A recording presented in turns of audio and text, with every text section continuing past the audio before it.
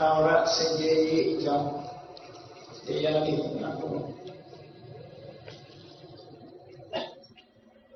Alamura Nato Turo Sindi Line Sanjay Machimini Dora Mechi Reya Mechi Suri Ne Yono Bido Ile Tansen Sanjay Amlomusa Niva Tabushi Shi Suralo Chanta Duri Yono Bido Ile She was dancing there. Duri Hasa Puvira Nale Pero dancing Bido Sanjay Tabuchi Mazo Sanjay Amlomusa And they did it in Yoni, they shot that. Lokama, and they did it in Yoni. That we drink the city. They have it, but Tamajana in Yoni, Tamunera. Jakan Amera. To do it, that's of Yamare. Do we get that machine? 6 of it, Baba. But that's in the Yari, no true. But that's in the Yari, that's it. I'm looking at listening. That's how we are born. You never every job. Say that that's a machine coming. What you do, Nakaya, say that Pyongyang. People ask. Say that Kaimamuri, machine of it, say that Pyongyang. Say that Pyongyang better. Louis say, sons of my Louis, Anego, Tabule Nego, Erado, say that to Benine, purification of the world. When I think about Alamija, Ufi Mountains, Laboga, Every one of the chance you took it back so that Chinese English will not have the part of purity so that man without it so unsenders of David. Tanshine Sanjay so that the part of purity so that Chinese now English will not have When the Baba Kali Selassie Maria, they did not keep they like you. Not a car. Ubi Mountain, just a jacob, Minian Villa, 3 and 9. Yana Mollis, Chama Pomtua. To Aladdin, you don't even tell me about that. The part of purification but purity and purification only the purity is unsending purity. Purification is unsending. We don't even tell you who like Gita Shimano. You don't get back up so that you may be up. They were first of all, you don't get so that. Tamara said, they can be no man. Back up so that any neighbor will Yaji and John will be no man. Chan San, you don't get back up so that they were the principal. But a principal, they can be no man, we don't get so that they are purity, the Bawa, that's sending it. That's saying, oh, don't have purification of the water. There are only one thing, yet also get Jansia, I want to put it. Maybe I'm sorry. The Jerry can say you. Very tensions and jelly in the cushion. Very tensions and jelly in the crew. John, Ginger, Joe, I don't get needle without it by that. The money really, when I went around, 80 of them are for it. ဒီတရားဓမ္မတွေဟာဒီမှာလူမျိုးတွေရဲ့လက်ထဲရောက်ပြီးတော့ဒီကနေ့ထိဒီကြားတာတွေမပြောင်းမပြတ်လိလာသိယူနေကြတဲ့ယဟန်တာမာတွေနဲ့ရှင်းသန်းနေလို့ပဲဇမလူမျိုးတွေကတို့တိုင်ကတရားစာတတွေပေါ်ကျော်သွားလို့ဆိုပြီးတော့ဒီအောက်ကတရားစာတတွေကခုံယူပြီးတော့ပြင်စားတကယ်တော့ခုံယူတိုင်းတာတော့ကိုယ်တိုင်ကမှဟောတာမဟုတ်တဲ့တရားတွေကိုယ်တိုင်ကကိုယ်လူမျိုးတွေရဲ့လက်ထဲနော်လူရွာတာလည်းမဟုတ်ဘူးတိုက်ခိုက်ရွာတာလည်းမဟုတ်ဘူးလက်ပြလုံးလုံးနဲ့ဓမ္မလူမျိုးတွေရဲ့လက်ထဲမှာဒီပညာရက်တွေရရှိထားတယ်ဘုရားဘုရားတော်ရဲ့ဘုန်းကြီးတို့စဉ်းစားပြီးတော့နော်ဒီပညာရက်တွေမှာတကယ်တန်ဖိုးရှိရှိနဲ့သုံးချမယ်ဆိုလို့ရှိရင်ဘဝမှာလောကဘုရှိတဲ့ကျိုးကျေးဇူးတွေရရှိပြီးတယ်။သက်ဆိုင်ရာတရားကိုစတင်ပြီးတော့ဟောပြောရနေပြည်ဖြစ်တဲ့အိန္ဒိယနိုင်ငံမှာတော့ဘုရားတရားတော်တွေကရှင်းတန်နေခြင်းမရှိဘူး။အိန္ဒိယမှာရှိတဲ့လူတွေကဘုရားတရားတော်ကိုညတို့ရမှာမသိတဲ့လူကဒါဒီသက်ဆိုင်ရာဟောပြောသွားတဲ့ဘုရားဌာနတွေhistorical site တွေလာရောက်ပြီးတော့ကြည့်ရှုကြတယ်ဘုရားဘာသာဝင်တွေသူတော်စင်တွေဓမ္မရတဲ့ငွေကြေးလေးကိုပဲဘယ်ဘက်မောင်းမောင်းလုပ်ပြီးတော့နေကြတယ်။တကယ်အနိတ္တရာရှိတဲ့တရားဓမ္မပြည့်ွယ်ပြုပြီးတော့တရားဌာနဆိုရင်လာရောက်ပြုကြတဲ့ပုဂ္ဂိုလ်တွေရဲ့ဌာနရတဲ့ငွေကြေးကိုပဲတန်ဖိုးထားလိုက်ကြတယ်။တန်ဖိုးထားတဲ့ခြင်းလုံးဝပုံစံဆောင်အဲ့တော့မြန်မာလူမျိုးတွေကိုယ်လက်ထက်မှာရောက်လာတဲ့လက်ဆောင်များရဲ့အဆုံးအမတရားတော်တွေတန်ဖိုးထားလို့ပြောတယ်။အဲ့ဒီလိုဆိုတာပညာရက်တွေပြည့်စုံတဲ့လေ့လာတဲ့ University လို့ဆိုတဲ့အတိုင်းပညာရက်စုံနေတဲ့နေရာကြီးတစ်ခုဝန်ထမ်းကြရတဲ့ဆရာဆရာမတွေအပြည့်ကင်းတဲ့ဉာဏ်ပညာတွေသင်ကြားတာဓမ္မဒေသနာသင်ပေးတာဓမ္မဒေသနာသင်ယူကြတာလည်းဓမ္မဘာဝနာဆိုတဲ့ထဲမှာပါနေလို့ဒီလိုဆိုတာဆိုဒီကိနဲ့တပ်ပညာတွေသင်ပေးတဲ့ဒီကိနဲ့တပ်ပညာဆိုတာဒီလိုအားလို့တတ်ချက်ဖို့ဖြစ်စေဖို့ဒီလိုမဟုတ်ဘူးဒါတွေကိုသုံးကြပြီးတော့လူတွေရဲ့တမိုးလူတွေရဲ့အကျိုးရှိအောင်လုပ်တဲ့ပညာရပ်တွေမှာဒီကိနဲ့ပညာရပ်အနောက်ဝိသတိပါကိုယ်တင်ပေးတဲ့ပညာရပ်ကိုမြည်ကြည့်ပြီးတော့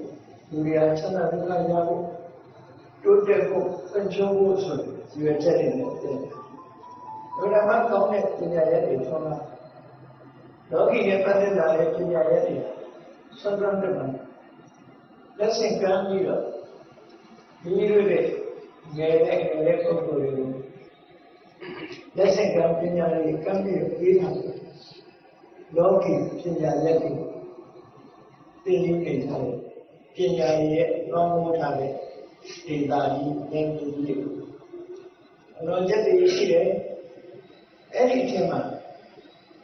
သက်ဆောင်ရဟောကြားတဲ့တရားဓမ္မတွေသိရှိနားလည်လက်ချမယ်မိမိတို့အတိုင်းတာရလေ့လာပြီးတော့သိရှိကြမယ်ဆိုလို့ရှိရင်ဒီတဲ့ဘက်ကအချိန်မှတဲ့တန်ဖိုးကိုရရှိတာဖြစ်တယ်တရားတော်ဆိုတာကအလုတ်အားမလောက်ရတဲ့ဟာမျိုးမဟုတ်ဘူးအလုပ်တွေရှုပ်နေတဲ့ဇာတ်မှာလုံးလို့မရဘူးမဟုတ်ဘူးဘဝမှာရှင်းတန်းနေကြပါလား14နှစ်အသက်ရှုပ်နေတဲ့အချိန်မှာအလုံးလုံးလို့ရတယ်လက်ကလုံးဆရာလေးရှိတာတော့ဒါပဲလို့ကိုကြီးတဲ့ရောက်လုံးဆရာရှိတာလေးလုံရင်းနဲ့လက်ဆောင်များပြရတာနှလုံးသွင်းနေလို့ပြီးနေဘာဝနာဆိုမလောကလို့ဖြစ်တယ်။ဘာရင်လာရင်ဆိုင်တောင်းရင်းနဲ့လည်းသက်ဆောင်ရတရားတော်ဆင်ញင်သုံးသပ်ပြီးသုတ္တန်မှာအသိဉာဏ်ရှိပါ။ဟုတ်လား။စိတ်နှလုံးသားလေးတန်ရှင်းစေတော့ purify လုပ်လို့ရတယ်။ purify လုပ်လို့အဲ့တော့ဘုရားကောင်းတဲ့ဒီစနစ်တစ်ခုဘုရားကောင်းတဲ့ဒီစနစ်တစ်ခုကိုဘုရားဘာသာမဟုတ်ဘူးပဲလို့သက်ဆောင်ရရဲ့ဒီစနစ်ကိုဖတ်ရှုပြီးတော့ဒေတာတွေကချုပ်နောက်တိုင်းလား ပညာရှင်တွေမလုပ်နိုင်ဘူးဆိုလို့ရှိရင်စိတ်ကဖြူစင်မှုနဲ့ပတ်သက်လာတဲ့ကျင့်စဉ်တစ်ခုလောကမှာအသုံးချတဲ့ဒီစနစ်တစ်ခုဖြစ်ခံယူထားပြီးတော့သူတို့တင်ကြပို့ချနေကြတယ်အဲ့ဒီအထူးသဖြင့်အခုနောက်တိုင်းကနေပြီးတော့ရှေ့တိုင်းကိုပြောင်းပို့ပြီးမှန်တော့ရှေ့တိုင်းကပညာရတယ်ရှေ့တိုင်းကပညာရတဲ့ခုနောက်တိုင်းကပြန်ပို့တာ subject တစ်ခုအခုတချို့နိုင်ငံတွေမှာသင်နေဘုန်းကြီးတို့ကတော့ခုနကပြောတဲ့ကိုရီးယားရောက်တော့ကိုရီးယားတဲ့ဘုံမှာသင်နေတဲ့ပညာရတဲ့အကြောင်းကိုဆရာမတွေဆီကကြားခဲ့တာ MBS ဆိုတဲ့ MBS ဆို mindfulness based stress reduction လို့ခေါ်တယ် mindfulness based stress reduction ဆိုတာတတိပဌာန်ကျင့်စဉ်ပဲဒါမှလည်းကမှထုံးကားနေတဲ့တရားရိပ်တာတွေမှာပေါင်းပြောနေတဲ့ဝိပဿနာကျင့်စဉ်လက်ဆောင်များဟောထားတဲ့မဟာတတိပဌာန်တော့ကျင့်စဉ်အဲ့ဒါကိုအသုံးချပြီးတော့လူလောကဒီလေးခေတ်မှာ stress လို့ခေါ်တဲ့စိတ်ဖြစ်စည်းမှုတွေပုံများနေတာရှော့ချတဲ့ဒီစနစ်သူတို့လက်ဆောင်များဟောကြားတဲ့တရားတွေကတရားပြီးတော့လူလောကမှာပြတ်ပွားအောင်ဖြတ်ယူနေကြအဲ့လိုပညာရတဲ့ခုအနေနဲ့သင်နေကြအဲ့တော့အဲ့ဒီမှာပမောက္ခကျိုးလို့ပမောက္ခပတိကဆရာမကြီးစာတင်ကျောင်းသူကျောင်းသားတွေဘဝမှာအထိုက်ရ stress ဆိုတာရှိတာပါရှိတယ်အဲ့ဒီ stress ဆိုတာဘာကြောင့်ရှိနေရတာလဲဆိုတော့စိတ်ရဲ့အရေးကြီးရှိနေဖြစ်အဲ့ဒီစိတ်ရဲ့အရေးကြီးတွေကိုဘယ်လိုတည်ပြီးဆိုင်တော့သူတို့က rejection လို့ခေါ်တယ်ရှုတ်ချတဲ့ဒီစနစ်ကအသုံးချဘုရားဘာသာကျတော့တည်ပြီးဆိုင်တကယ်ကိုအဲ့ဒီ stress နဲ့ပတ်သက်လာတဲ့ဖြစ်ပေါ်စေတဲ့အငြိအကျေးတွေအားလုံးကိုရှော့ချရုံရမှာကကျူးစင်သောလုပ်တဲ့ဒီတုတ်ဒီမတာဆိုတော့နော်အားလုံးစစ်ကြမှုကိုပြီးနေထားတယ်လောကလူသားတွေကစစ်ကြအောင်လုပ်ရမယ်ဆိုတာတော့နားလည်ကြရည်ကြီးထဲမှာရွှေတူးပြီးတော့ရွှေကိုစစ်ကြအောင်တတ်ဆင်အောင်လုပ်တဲ့နည်းတခြားပစ္စည်းဝတ္ထုတွေကိုလည်းတတ်ဆင်တဲ့နည်းတွေသုံးချပြီးတော့စီးပွားရှာကြတယ်သို့တော့လောကလူသားတွေဟာဘာလို့မေ့ထားလို့ဆိုမိမိတို့အသေးအသေးကိုယ်တိုင်လုပ်ရမယ် mental purification ကြတော့မလုပ်ကြဘူးနော်ကိုယ်လည်းဆုံးအရှင်းစင်ကြမှုလုပ်ကြတယ်ဒီကိုချုံပြီးတော့ယုတ်ခန္ဓာကိုတန်ရှင်းမှုတွေတော့လုပ်ကြတယ်မနေ့အေးရထားတဲ့ချိန်ကစားတန်ရှင်းကြတို့တော့စိတ်တန်ရှင်းမှုဆိုတာလေးကျတော့မေ့ကြအဲ့ဒါလက်ဆောင်များရဲ့တရားကစိတ်ဆန်ရှင်းမှုကိုလုပ်ဖို့တိုက်တွန်းတာစကားအဲ့တော့ဒီစိတ်တန်ရှင်းအောင်လုပ်တယ်ဆိုတာကတတိလေးတစ်ချက်ကတည်းကလုပ်လို့ရတယ်တတိလေးတစ်ချက်လူတန်ရှင်းအောင်လုပ်တယ်ဆိုတာပုံစံလေးတွေရှိတယ်နော်ဘာသာချင်းနဲ့ဘာလို့ရှိလို့ဘာလို့ကြာလို့မရအောင်လဲနော်ဒုခန္ဓာကိုယ်မှာတန်ရှင်းနေတယ်ဆိုရင်ဆက်ပြလို့ရေလို့လူလေးတယ်အဝတ်တန်ရှင်းအောင်လုပ်မယ်ဆိုရင်ဆက်ပြလို့ရေလို့လူလေးအတော့ပြောချိန်ပြရစိတ်တန်ရှင်းမှုဆိုတာကြတော့ဒါတွေဘာမှမလိုတော့ဘူးအာယုလေးကိုစိုက်ပြီးတော့ကိုယ်စိတ်ကိုတန်ရှင်းအောင်လုပ်ဖို့ရှိတယ်ဒီတန်ရှင်းတဲ့ဒီစနစ်ကလက်ဆောင်ရပေါ်လာမှပြရတယ်ဒီစနစ်ဘုရားတွေတောင်းတောင်းလက်ဆောင်ရရဲ့အဆုံးအမကိုရလို့စိတ်တန်ရှင်းတဲ့ဒီစနစ်ကိုသိရတယ်လွယ်လွယ်လေးတွေလို့ဒီလိုထင်ရမှာပဲကိုယ့်လက်ထဲမှာလွယ်လွယ်ရောက်နေတဲ့ပစ္စည်းတစ်ခုဟာတန်ဖိုးတစ်ခါတည်းကတန်ဖိုးထားရမှာမသိဘူးအတိတ်မျိုးရောက်သွားတယ်တန်ဖိုးအလွန်ရှိတယ်တန်ဖိုးအလွန်ကြီးတဲ့အရာကိုဖြစ်စီတန်ဖိုးမရှိဘူးလို့ထင်နေကြတယ်ထင်တတ်ကြတယ်ပေါ့တ ဒါကြောင့်လောကကောင်းတဲ့စိတ်တန်ရှင်းမှုတွေဘယ်လိုလုပ်ပါတန်ရှင်းမှလူလာတန်ရှင်းတယ်ဆိုတဲ့စနစ်ကိုမသိကြရသော်ရပြလကအိန္ဒိယနိုင်ငံမှာရသော်ရကသာဝရတန်ရှင်းရေးဆို the way of purification ပေါ့နော်တန်ရှင်းတဲ့ရေးစနစ်ကိုခေါ်တဲ့အခါ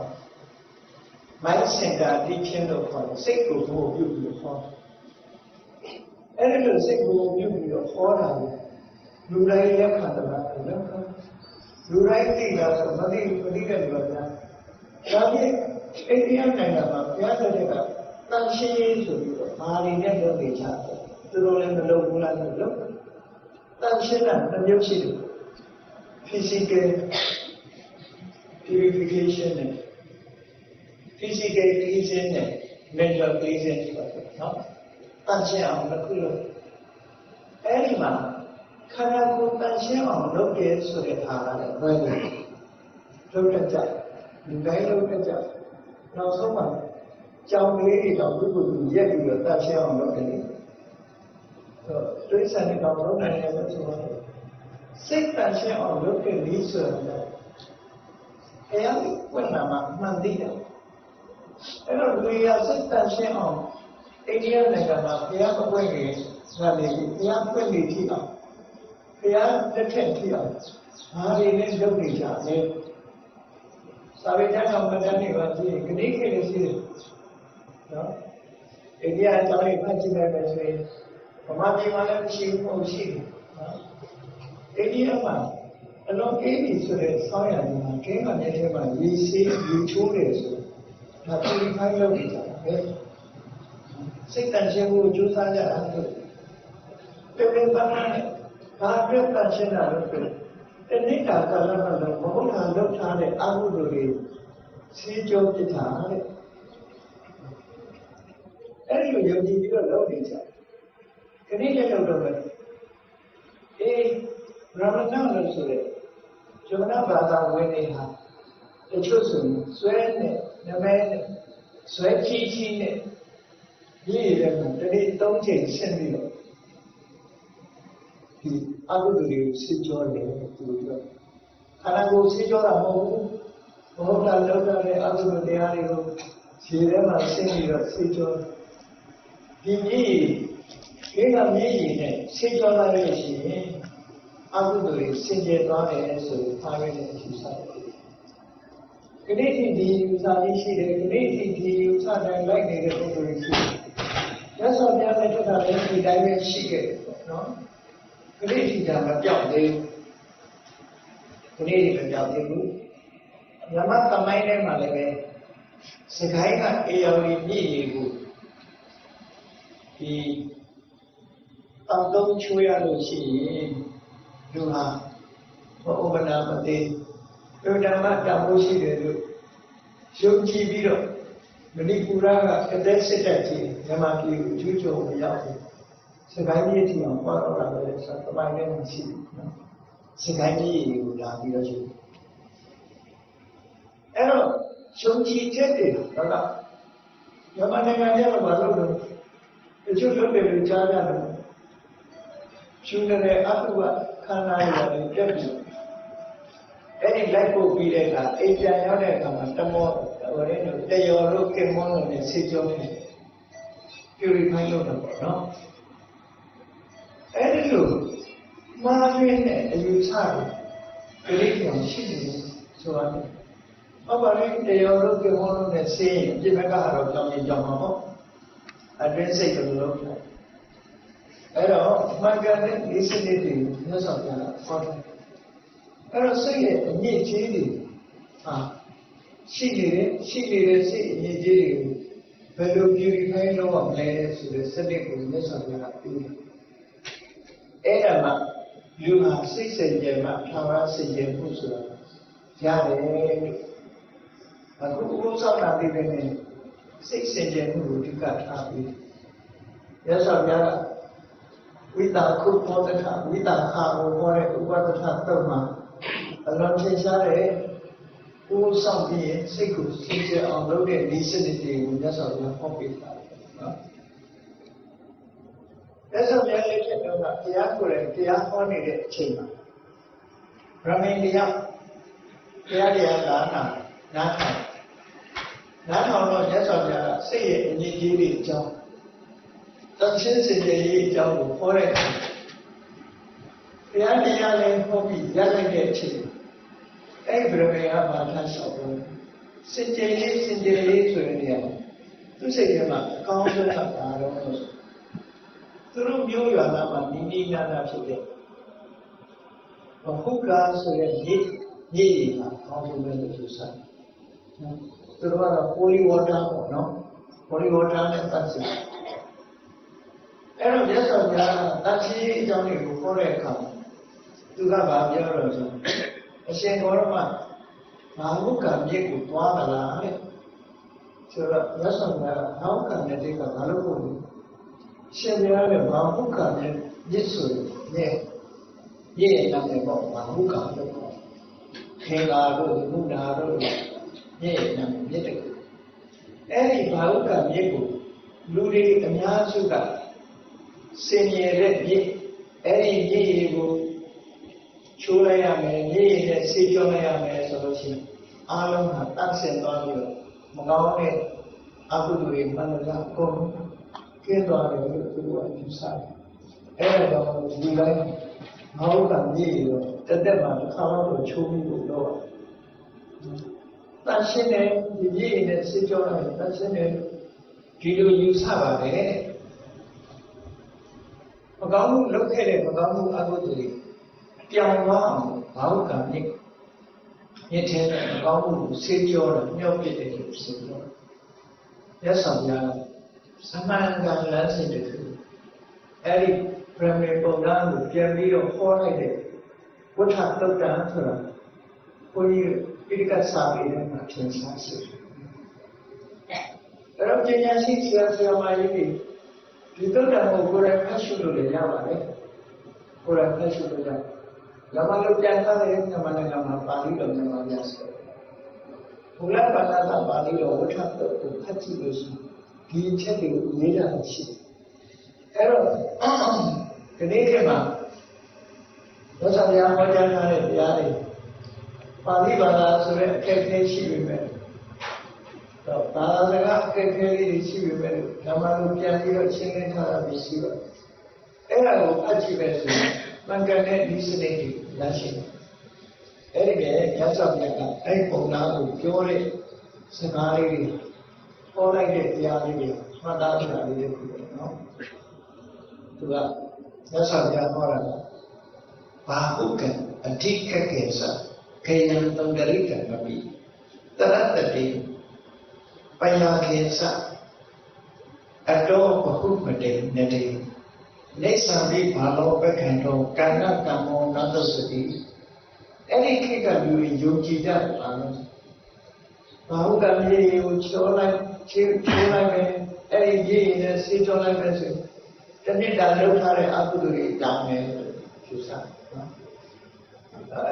ဒီနေ့ကမှလည်းအချို့ဘာသာတရားတွေရှိတယ်တရားသခင်ရှိမှပုံဖတ်ရှင်းလုပ်လိုက်မယ်ဆိုလို့ရှိရင်အကုသိုလ်တွေပြောင်းသွားတယ်လို့ယူဆတယ်ရှိတယ်ဘုရားမသာမှာရောဩကာသလေးနဲ့ကြောက်လိုက်ရင်အကုသိုလ်တွေပြောင်းသွားတယ်လို့ဒီလိုမဆိုဘူးလားလို့ပြောင်းသွားတာမဟုတ်ဘူးနော်အကုသိုလ်တွေဆက်ပြီးတော့မတိုးအောင်ကိစ္စရောကမပြတ်သွားအောင်လေစာနဲ့ပြုတ်ပြီးထိန်းတဲ့သဘောရှိတယ်နော်လူကြီးသားတွေကပြောင်းသွားတာပြောတာဟုတ်ဘူးလောကလူတွေကတော့မဟုတ်တာလုပ်ပြီးလို့ရှိရင်ဒါစိတ်ကြောက်လိုက်ရင်ပြောင်းသွားတယ်လို့ဒီလိုထင်တယ်အမှားရွက်တော့ကျမ်းမှာပေါ့ဒီမှာကအကုသိုလ်ဟာလုပ်ပြီးပြောင်းသွားတယ်လို့ရှိဘူးဘာလို့လဲလို့ဆိုရင်ကြည့်လေကိုလုပ်ခဲ့တာတစ်ခုကိုမလုပ်ဘူးလို့ပြောတော့ပြီးပါတယ်လေပြီးသွားတဲ့အရာတစ်ခု what happened cannot be undone ဆိုတာရှိတယ်ကိုလုပ်ခဲ့တဲ့ဟာလေးအန္တရာယ်ဘယ်တော့မှမဖြစ်ဘူး have done လုပ်ပြီးသားနော်ပြန်ပြင်လို့ရတဲ့အရာမဟုတ်ဘူးသို့တော်ဘုရားဘာသာမှာကြောဝန်ချပြီးတော့တောင်းပန်တာဒါလေးပဲလေလို့ဆိုလို့နောက်ထပ်ဆက်မမဘူးရပ်တန့်တဲ့တော့နော်နောက်ထပ်ဆက်မမဘူးရပ်တန့်တဲ့တော့အဲ့ဒါအတွက်တော့ဩဃာတဆိုတာလေအဲ့ဒါလေ ဒီလောကီကပြောက်တယ်လို့ပြောတာမဟုတ်ဘူးဒီတားလိုက်တဲ့ပေါ်လာရောရတယ်ခုဖြစ်တာမဖြစ်ဘူးလို့ပြောလို့မရဘူးဖြစ်လာတဲ့ကြောင့်ကတားဟန်တားပြီးတဲ့ပေါ်အဲ့ဒါကိစ္စရောကမပြတ်သွားအောင်တားလိုက်တယ်ကိစ္စဆဲတွေကိုနော်တုတ်တင်ပြလိုက်တယ်ရက်တတော့ရှင်းသားမနေအောင်ပြတ်သွားမလာအောင်တားဆီးအဲ့ဒီသဘောမျိုးဒီမှာလေဒါဒီဒိဗေမျိုးဆောင်အဲ့တော့လောကလူတွေကတော့ဘုရားလုပ်ပြီးလို့ရှိရင်အခုလိုမြေကြီးတွေမှာသွားပြီးဆွေးကြောလိုက်လို့ရှိရင်အခုလိုတွေအကုန်ကြောက်တယ်လို့တရားလက်ထက်ကယုံကြည်တဲ့မြစ်တွေဘာတွေလဲဆိုဘာဟုတ်ကဆိုတဲ့မြစ်အဓိကကဆိုတဲ့မြစ်တရတတိဆိုတဲ့မြစ်ခရာဆိုတဲ့မြစ်သုံးတရိကဆိုတဲ့မြစ်ပယာကဆိုတဲ့မြစ်အဲ့ဒီဘာဟုပတိဆိုတဲ့မြစ်အဲ့ဒီမြစ်တွေအတိညာမရှိတဲ့ပုဂ္ဂိုလ်တွေကအများအားသွားပြီးဆေးကြောနေကြတယ်ကဏ္ဍကံမောနတုစတိဘယ်လိုပဲဆေးနော်ခွေးတဲ့ကောင်ရဲ့အမွှေးကိုဖြူအောင်မလုပ်နိုင်တယ်လို့ပဲဝန္ဒကောင်ရဲ့အမွှေးနဲ့ဒီကိုဖြူအောင်လုပ်လို့မရတယ်လို့ပဲအာဟုတို့တွေကရှိရဲရှိတယ်ဆေးကြောတဲ့နေမှားနေတယ်လို့ရက်ဆောင်ရတယ်လောကလူတွေကတော့အဲ့လိုပဲဆေးကြောတန့်စင်နေကြတယ်တဲ့မြတ်စွာဘုရားကဆက်ပြီးတော့ပြောကိဋ္တုံတရိကတုံတရိကမြစ်ကဘာတန်ဖို့ရှိမှာလဲကိဋ္တုံတရိကကရိတ္တိဘာလုပ်နိုင်မှာလဲကိဋ္ပယကကိမဟုကဧတုံတရိကမြစ်တို့ပယကမြစ်တို့မဟုကမြစ်တို့ကဘာလုပ်မှာလဲတဲ့ဝေရံကတကိဋ္တံနရနာဟိနံတောရိယေပပကမတိမကောင်းတာလုပ်ထားတဲ့လူတယောက်ရဲ့မကောင်းမှုအကုသိုလ်တွေကိုဒီမြစ်ရည်တွေကဘာမှဆေးကြောနိုင်ပါဘူးလို့သက်သာပြီကြောက်မယ်လို့မအောင်မိနေဘာမှမတတ်နိုင်ပါဘူးအဲတော့ဆေးကြောတဲ့နေစနစ်မှန်ကအာရောသုဒ္ဓတဝေသနာပိကုသုဒ္ဓတုဘောတထော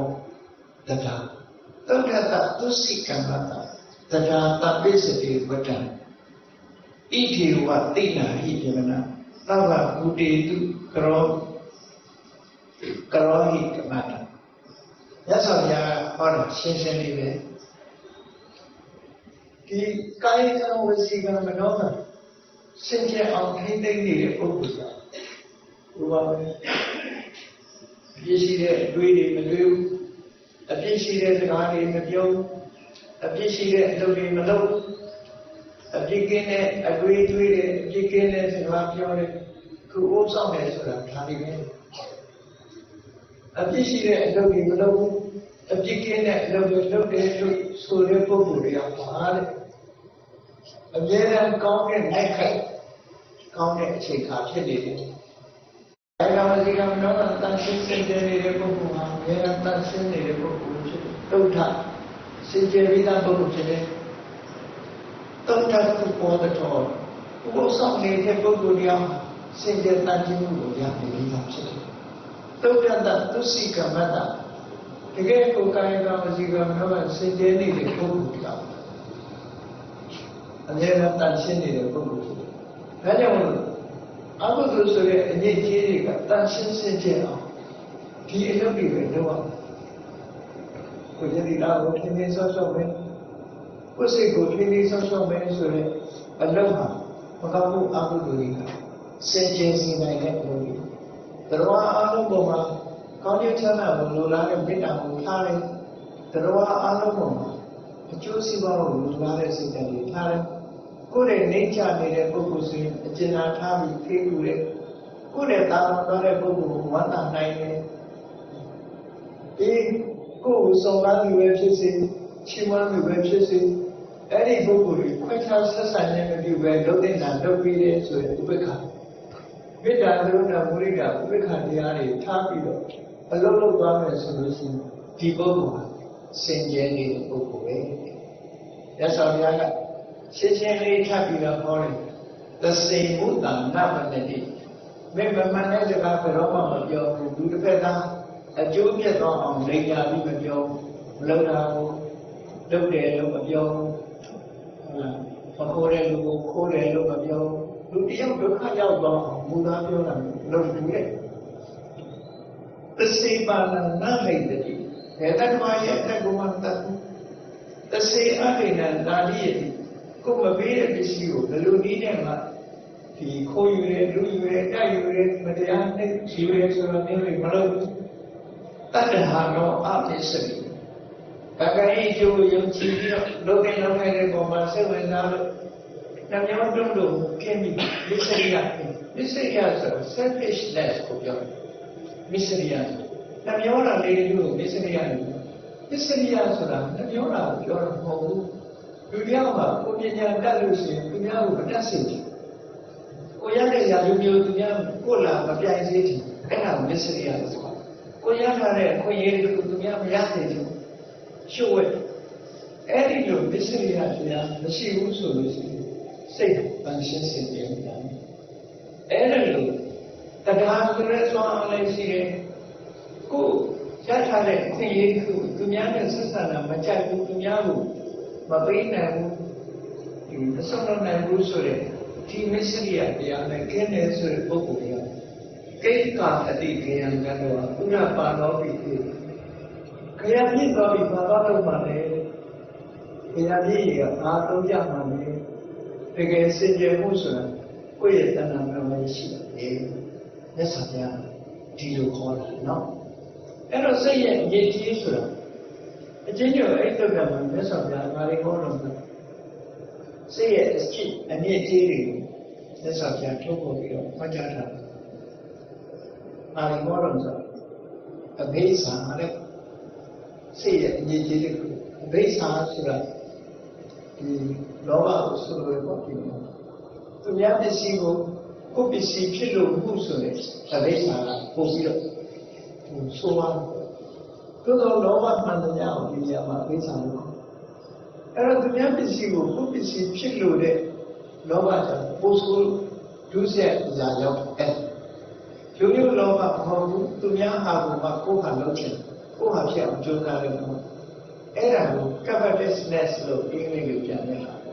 covetousness သူများပစ္စည်းကိုကိုယ်ပစ္စည်းအဲ့ဒါကတော့ဒုစရိုက်အခုဒီနေရာမှာတော့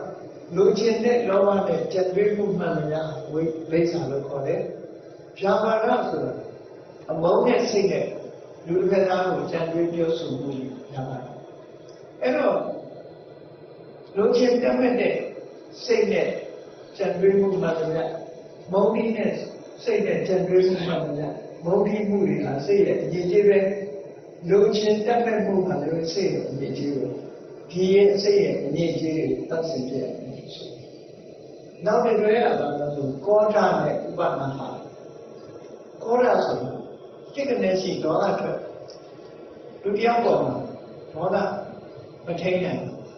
အဲ့ဒီစိတ်ကနေရှိဒေါသထွက်တဲ့ဒေါသအဲ့ဒါလည်းစိတ်ရဲ့အရေးကြီးတွေပဲဥပနာဟာဆိုတာကစိတ်ထဲမှာတိမှတ်တာနော်ငါဆက်ကြရင်သိစိတ်ပဲဟောဒီလိုတိမှတ်တာကိုရံညှိုးလို့ revenge လုပ်တာဟုတ် revenge လုပ်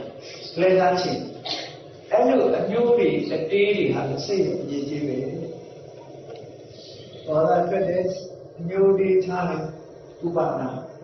ဒါစိတ်ရဲ့အရေးကြီးပဲမက္ခပလာတာ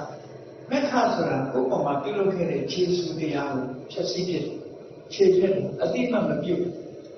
ဒေါသလူတွေကကိုယ်ပေါ်မှာခြေစူးကိုပြုထားခြေစူးတရားကိုလွယ်လွယ်နဲ့မေးတတ်ကြခဏခေတ်မှာတော့ခြေစူးတင်တယ်ဆိုတာနှုတ်ရှားမှာလို့ကြားတယ်ပေါ့နော်ဘုံကဘာလုံးကြည့်လိုက်ပါတော့လိုက်တက်ဖြူပဲဒါပဲပြည့်ပြီးသွားနော်လေထဲမှာပြောက်သွားတကယ်ခြေစူးတရားကိုသိတတ်တဲ့ပုဂ္ဂိုလ်ကတိညုကတဝေလို့ခေါ်သူတော်စင်လို့ရသော်ပြသူတော်ကောင်းအဖြစ်သတ်မှတ်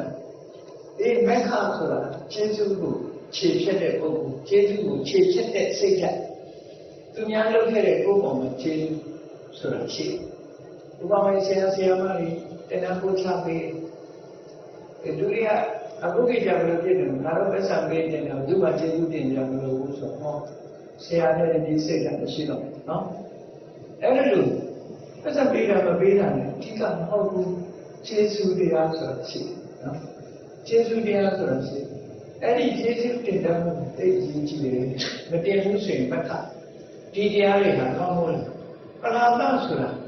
ဂုံတူဟိုဓာတ်တူလို့ကိုယ်စိတ်မှာထားဥပမာသူလည်းခွဲရတယ်ငါလည်းခွဲရတယ်တူတူပဲလို့ထင်ကြအရင်ချင်းကသူများရဲ့အရင်ချင်းတွေကိုသိမှမပြုနိုင်တဲ့သဘောလာလာလို့ခေါ်အရင်ချင်းစိတ်မှကိုသိမှမပြုနိုင်ဘူးငါပဲဖြစ်ဖြစ်ငါလည်းမထူးလဲဆိုစိတ်ဓာတ်မျိုးဒါလည်းစိတ်ရဲ့အရင်ချင်းတစ်ခုပဲဒါကိုပလာလာလို့ခေါ်နောက်တစ်နည်းကဘာလို့ဆိုအိတ်တာနဲ့မစ္စရိယအိတ်တာဆိုတာသူများကြီးပွားတိုးတက်လာတဲ့ပုံမှာခြေတစီဖြစ်တာအိတ်မစ္စရိယဆိုတာကိုရရတဲ့အခွင့်အရေးတစ်ခုသူများမရစေချင်တာမစ္စရိယအိတ်တာနဲ့မစ္စရိယဒီလိုကွက်ပြတ်ချမ်းသာနော်အိတ်တာရှိသည့်အတွက်ကြောင့်ခြေတစီဖြစ်ပြီးလူတွေကအပြစ်ပြောတတ်တယ်မစ္စရိယရှိသည့်အတွက်ကြောင့်ကိုယ်ခွင့်ရမျိုးနာမဖြစ်စေတဲ့ဒေါသတွေနဲ့တွေ့အဲ့ဒါအာအိတ်တာမစ္စရိယဆိုတာလူရဲ့စိတ်ထဲမှာရှိတဲ့အငြင်းကြီးတစ်ခုတည်းဒါတွေဟာအိတ်တာကိုဘာနဲ့ပဲချောင်းမုရိတာနဲ့ပဲချောင်းမုရိတာရပွားခြင်းဖြင့်အိတ်တာကိုဖယ်ရှားပြလို့ရတယ်မစ္စရိယတက္ကဟာဆိုတာနဲ့ဖယ်ရှားပြရတယ်စေရောလေအလုံးမာယာလည်းရကြပါလေဆိုတဲ့ကြက်ကြက်တဲ့စိတ်ကမွေးရဒီလိုစိတ်တွေဒါစိတ်အမြင့်ကြီးနောက်တစ်ခုကတော့မာယာနဲ့တန်ခေယဒီအတွက်မာယာဆိုတာအရင်ကသုံးနေတယ်မာယာများတယ်မာယာများတယ်မာယာတန်ခေယများတယ်လို့ပြောမာယာဆိုတာမာတယ်လို့ဆိုကိုလှုပ်ထားတဲ့အပြစ်တစ်ခုမလှုပ်ချင်အောင်ဆောင်းတာကိုအပြစ်မဟုတ်တယ်လို့ဆောင်းတာမျိုးမာယာလို့ခေါ်ကိုအပြစ်ကိုဖုံးဖို့ကြိုးစားတာမာယာလို့ခေါ်တန်ခေယဆိုတာမရှိတဲ့ကိုရှိလို့နော်ပညာတတ်တဲ့ပညာတတ်ချင်အောင်ဆောင်းနေဒီလိုမှမျိုးဆိုနော်အဲ့ဒါကတာခေယမာယာနဲ့တာခေယဆိုလူလောကမှာလည်းပဲလောမှုနေတဲ့အမြင့်ကြီးတွေစိတ်ရဲ့အမြင့်ကြီးတွေနောက်တစ်ခုကတော့ธรรมနဲ့တာရမธรรมဆိုတာခက်ထန်တဲ့မာကျော်တယ်မာမနာကြီးတယ်ဘယ်သူကလူမထင်ဘူးဆိုတဲ့စိတ်ဓာတ်တွေထားတယ်ธรรมဘယ်သူကအလေးမပြုနိုင်ဘူးအဲ့ဒါธรรมတာရမဆိုတာမဟုတ်စောကားတယ်စောင်းလုံးတယ်ဆိုတဲ့စိတ်ကြီးအောင်ရောက်အဲ့ဒါတွေလည်းစိတ်အပြည့်ကြီးနေတယ်နောက်တစ်ခုကမာနနဲ့အတိမာနမာနဆိုတာကိုယ်အရေးချင်းကိုကိုယ်ထင်ကြီးလုံးထင်ကြီးတာမာနအတိမာနဆိုတာပို့ပြီးတော့လုံးလုံးကဲကဲကိုယ်ကိုထင်ကြီးပြီးတော့ဘယ်သူကမှအက္ခဏာလို့နေတာမျိုးမာနနဲ့အတိမာနခေါ်တယ်နောက်တစ်ခုကျစိတ်ရဲ့အရေးကြီးနောက်ဆုံးတစ်ခုကမထနဲ့ပမာဒမထဆိုတာရည်ဘူးတာ